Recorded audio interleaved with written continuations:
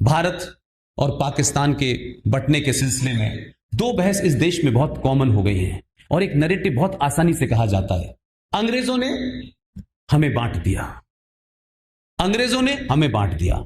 यह बहुत दिन तक चला, भारत के दो टुकड़े अंग्रेजों ने कराए, यह हुआ। फिर यह कहा गया कांग्रेस ने देश को बांटा है, यही हो रहा है। इसी बात विवाद में चल रहा है, बीजेपी कहती है नेहरू जी ने किया, इसने किया।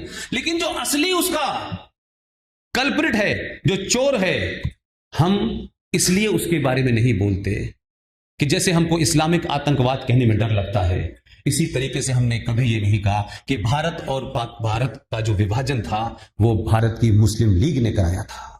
और भारत का विभाजन की इंप्लीमेंटेशन जरूर हुआ हो 15 अगस्त 1947 को, लेकिन 1940 में 23 मार्च 1940 को लाहौर के अधिवेशन के अंदर एक रेजोल्यूशन पास हुआ, मुस्लिम लीग का अधिवेशन था और उसमें कहा गया कि पाकिस्तान बनेगा। तो 1940 में पाकिस्तान बनने की नींव रखी गई थी भाई। फिर अंग्रेज कहां से आ गया? अंग्रेज तो मुस्लिम लीग में था नहीं। लेकिन इस विवाद में कि भारत अंग्रेजों ने बांटा, कांग्रेस ने बांटा, मुस्लिम लीग ने जो असली कल्प्रिट थी उसको हम छोड़ देते हैं और वो कितने खुश हैं कि ये मूर्ख आपस में ही लड़ रहे हैं। उसका क्या अंदाजा नहीं है कि 40 में जब ये अनाउंस हो गया तो बहुत सारे सियालकोट तक वो ट्रेन आती थी जम्मू से चल के, कोई और दूसरा रास्ता नहीं था। तो बहुत सारे समझदार लोगों को लगा एक महिला पीछे खड़ी हुई है, इतने युवा लोग हैं दुर्ग में, कोई सीट दे दे और आपको सीट ना मिले तो यहां पे आके बैठ जाए आप, कोई मसला नहीं है, बैठने से ही मतलब है ना। प्लीज कोई महिला अगर इस हॉल में खड़ी हो तो ये बड़े उसकी बात है, इतने सारे युवा लोग हैं। तो आप देखिए कि जब वहां डिस्टर्बेंस होने लगा 1944 तक, इस बात को थोड़ी देर के लिए सोचिएगा कभी। यह बात अलग है कि वो मामला समाप्त हो गया, लेकिन हम उस मानसिकता से बाहर नहीं आए। तो जिनको आना था वो आ गए, जिनको लगा कि अब पाकिस्तान बनना तो है, आज बने या कल बने, रेजोल्यूशन तो हमने ऑफिशियली पास कर ही दिया है, उस पर हम इंप्लीमेंटेशन भी करेंगे। 14 अगस्त 1946 की घटना किसी को याद है? ये इस देश में ऐसी घटनाएं हैं कि जिसे भुलाया नहीं जा सकता, जिसको इग्नोर भी नहीं किया जा सकता। 14 अगस्त 1946 को इस देश में मुस्लिम लीग के नेताओं ने कहा था डायरेक्ट एक्शन। डायरेक्ट एक्शन का मतलब यह था कि हम कोई मांग संविधान के माध्यम से तुमसे नहीं मांगेंगे, हम सीधे सड़क पे उतरेंगे। और इस देश में पता नहीं, लोग आज तो गूगल का जमाना है, इंफॉर्मेशन का फ्लो है, कम्युनिकेशन इतना है, इंफॉर्मेशन इतनी है कि आपके पास किसी सोर्स की कमी नहीं है। 14 अगस्त 1946 को यूनाइटेड बंगाल का चीफ मिनिस्टर था सौराब वर्दी। उस सौराब वर्दी ने, देखिए कि जो उस वक्त भी लोग थे जिनको बार बार कहा जाता है कि हम एक थे, हमने सारी लड़ाई आजादी की एक साथ लड़ी, इस बड़े झूठ को मैं फ्रॉड ही कहता हूं। सौराब वर्दी यूनाइटेड बंगाल का चीफ मिनिस्टर था। उसने अपनी जो लोकल पुलिस थी, स्टेट पुलिस थी, उसको 3 दिन की छुट्टी पे भेजा। सारे डॉक्यूमेंट अवेलेबल हैं और कोई डॉक्यूमेंट, मैं बार बार आरएसएस का नाम इसलिए लेता हूं, इस देश में ये एक फैशन हो गया है कि जैसे ही कोई आप तथ्य को कहे तो आपको कॉर्नर करने के लिए इसे आरएसएस का बता दो। कोई ये राइट विंगर है, ये एंटी मुसलमान है भाई, इसलिए झूठी बातें कह रहा है। गूगल के दौर में कुछ छुपाया नहीं जा सकता और नहीं छुप रहा, इसीलिए लोग जल्दी जल्दी अंदर जा रहे हैं। जो पहला डायरेक्ट एक्शन हुआ, सौराब वर्दी ने अपने राज्य की पुलिस को 3 दिन की छुट्टी दी और सड़कों पे हिंदुओं का सामूहिक कत्लेआम हुआ। उसकी तस्वीरें आप देखेंगे तो आज का समाज डर जाएगा। खूब खुल्लम खुल्ला, ये मैं इसलिए डेट बता रहा हूं, 14 अगस्त 1946 को भारत में पहला डायरेक्ट एक्शन हुआ मुस्लिम लीग के कहने से, जिसमें हजारों लाखों हिंदू मारे गए। और उस जमाने तो ना बंदूक थी, ना दूसरे वेपन थे, लिटरली तलवारों से जो कत्लेआम होता है सड़कों पे, रेलवे स्टेशनों पे, बस स्टैंड पे, ऐसे लग रहा था कि मतलब सिर्फ लाशें लाशें बिछी हुई हैं। वो तस्वीरें सब अवेलेबल हैं और अगर आपको नहीं मिल रही हैं तो कलकत्ता चले जाइए, बड़ी लाइब्रेरी है, वहां सब कुछ मौजूद है, पूरे अखबार भरे हुए, सब लिखा हुआ है। लेकिन हमने उसको पढ़ना ही नहीं चाहा। मात्र एक साल के अंदर 14 अगस्त 1946 में यह घटना घटती है और 14 अगस्त 1947 को पाकिस्तान बन जाता है। हम किस गलतफहमी के शिकार हैं? बंगाल 2 हिस्सों में टूट जाता है, लेकिन हमने उस तमाम सारी चीजों को लोगों को नहीं बताया। इसी तरीके से पंजाब के अंदर और जो कश्मीर का पूरा बॉर्डर है, वहां से लोग आना शुरू हो गए थे कि अब हालात खराब होने वाले हैं। तो जो समझदार मुसलमान थे वो आ गए, लेकिन जैसी हमारी आदत है, आज भी है, कि जब तक कैराना और मेरठ, मालदा, रामपुर, अलीगढ़ ना हो, तब तक हम अपने घर से दरवाजे से उठ के बाहर नहीं निकलते। जब तक संकट दरवाजे पे आकर के आपको नॉक ना करना शुरू कर दे, जब इतनी देर हो जाती है, तब आप कहते हैं अच्छा अब तो ये हमारे घर आ गए, अब क्या करें? तो या तो आप कंप्रोमाइज कर लेते हैं या मकान बेच के चले जाते हैं। यही हो रहा है। लिहाजा 1944 से 1947 तक, 48 तक पाकिस्तान के साइड वाले कश्मीर में और पंजाब के बॉर्डर से 5600 परिवार आए थे।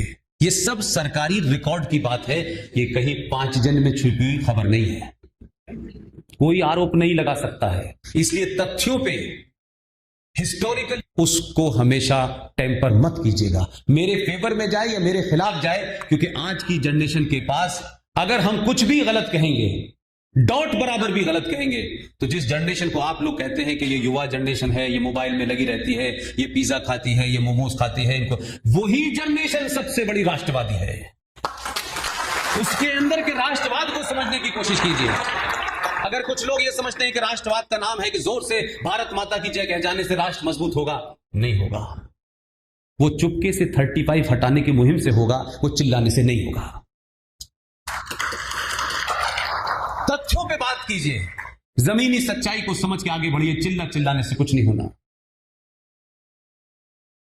तो हुआ क्या कि आपने 44 के बाद जो 5600 परिवार आए थे, यानी उस वक्त के नेता जो अपने आप को कहते हैं अरे क्या बड़े लीडर थे भाई, क्या कद्दावर लीडर थे, लेकिन उन लीडरों की मक्कारी हमने नहीं सुनी कि वो जो 5600 परिवार आए थे, उसमें डोगरा थे, उसमें सिख थे, उसमें गुप्ता जी भी थे, उसमें हिंदू भी थे, उसमें बौद्ध भी थे। खालिस वो 5600 परिवार शुद्ध रूप से हिंदू था, उसमें से एक भी मुसलमान नहीं था। 5600 परिवार, उनके कट डेट आज आप कहते हैं। आप उस वक्त के, उस दौर में जब भारत में अफरा तफरी का माहौल था, तब भी लोगों की निगाहें उस गिद्ध और चील जैसी लगी हुई थी कि हमारा कौन है और पराया कौन है, ये हिंदू है, ये मुसलमान है। और उस वक्त हमारी पूरी राष्ट्रीय लीडरशिप भाई भाई, हिंदू मुस्लिम के नारे लगा लगा करके सिर्फ एक तरफा इस देश में सेकुलरिज्म को मजबूत कर रही थी। वो 44 में आए हुए लोग जो कश्मीर में आकर के कश्मीर के बॉर्डर पर रहने लगे, आपने इसलिए 44 की डेट रखी कि वो जो आर्टिकल 35 पे था, उसमें ये पहला प्रोविजन था कि राज्य की सरकार को इस बात की इजाजत मिलती है इस आर्टिकल से कि वो तय करेगी कि जम्मू कश्मीर में किसको नागरिकता दी जाए, किसको न दी जाए। तो वो जो 5600 परिवार थे, वो 47-48 तक बेचारे आ चुके थे, उनको कैसे इस परिधि से बाहर रखा जाए। तो उन्होंने कहा कि इसके इंप्लीमेंटेशन की डेट जो आपने 14 मई 1954 को भारत के संविधान में शामिल किए, हम इसको 44 से लागू करेंगे ताकि 44 के बाहर वालों को हम बाहर कर दें। दुनिया का सबसे बड़ा लोकतंत्र, इस लोकतंत्र के नाम पे छोटी छोटी बात पे लोग डेमोक्रेसी पे सवाल करते हैं। अब तो डेमोक्रेसी के नाम पे इस देश के तोड़ने वाले जो हैं, अल्लाह का नाम लेके कहते हैं कि इंशाल्लाह इंशाल्लाह हम तोड़ेंगे। ये ऐसी इस देश में आजादी है। उन लोगों ने आज तक हर भारत के उस आदमी को शर्मसार होना चाहिए था और होना चाहिए, इसमें कोई शर्म की बात नहीं है। मैं भी शर्मसार था, मुझे भी गुस्सा था। ये भारत का लोकतंत्र इतना जबरदस्त लोकतंत्र है कि आप हर बार चुनाव होते हैं, कोई ना कोई कहानी ऐसी सुनते हैं कि फला पहाड़ी पर, सुदूर पहाड़ी पर 2 वोटर रहते हैं, उनका वोट डलवाने के लिए भारत का इलेक्शन कमीशन 8 लोगों को मशीनें लेके ऊपर भेजता है। इतना मजबूत लोकतंत्र है हमारे यहां। हमें लोकतंत्र में मतों की इतनी चिंता है। यह है कि नहीं है? मैं गलत कह रहा हूं? ऐसी खबरें आप पढ़ते नहीं पढ़ते? एक वोटर था फलाने गांव में और हम उसको बड़ा ग्लोरीफाई करते हैं, करना चाहिए क्योंकि हम लोकतंत्र में विश्वास रखते हैं। लेकिन क्या विश्वास है आपका कि जो 5600 परिवार आए थे उनकी गलती क्या थी कि वो पाकिस्तान में सुरक्षित नहीं थे? उनको जो रास्ता मिला वो उस रास्ते से जम्मू आ गए। उनकी गिनती 7.5 लाख हो गई और 70 साल में इस प्रावधान ने उनको भारत के मत अधिकार से वंचित कर रखा था। वो जम्मू कश्मीर के नागरिक नहीं थे, वोट नहीं दे सकते थे। 70 साल तक लोकतंत्र के किसी पहरी को चिंता नहीं हुई। जो लोग जहाज में जा रहे हैं आज ये चेक करने के इंटरनेट चल रहा है कि नहीं चल रहा है, वो कभी नहीं गए पूछने कि इन 70 सालों में इन 7.5 लाख लोगों का क्या कसूर है, क्योंकि इनको लगता था कि ये इस तरफ आके सुरक्षित रहेंगे तो वो इधर आ गए। लेकिन उनकी सुरक्षा देखिए कि आपने प्रावधान ऐसे लोगों के हाथों में दे दिया कि उन्होंने नागरिकता से वंचित कर दिया उनको। और वो नागरिक नहीं है तो जम्मू कश्मीर में नौकरी कर सकते हैं, न जमीन खरीद सकते हैं, न जम्मू कश्मीर की किसी स्कीम का फायदा ले सकते हैं, न राज का चुनाव लड़ सकते हैं, न वोट दे सकते हैं। वो 70 साल से थे, लेकिन देश दुनिया का सबसे बड़ा लोकतंत्र है, इसका गर्व मचा रहा था। ये शर्म की बात है कि नहीं है? ये समाज को उठानी चाहिए थी कि नहीं उठानी चाहिए थी? इसी तरीके से एक घटना का रेफरेंस देके मैं अपनी बात आगे कहना चाहता हूं। ये मैं इसलिए बता रहा हूं कि हमारी चुप्पी ने बोनो और लुटेरों को हम पे राज करने की इजाजत दे दी।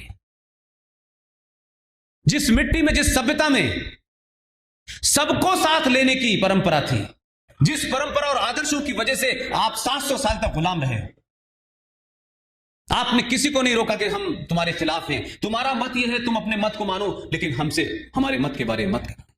लेकिन आपने अपनी उस प्रवृत्ति के चलते कि हम आदर्श हैं, तो आपने दुनिया को भी आदर्श समझा और उन्हीं बोनों ने आपको गुलाम बना लिया। और आज वो चले गए, लेकिन जगह जगह कुंडी लगा करके चाबी यहां के मुसलमानों को दे गए। बाबरी मस्जिद तुम्हारी है, कुतुब मीनार तुम्हारी है, ताजमहल तुम्हारा है।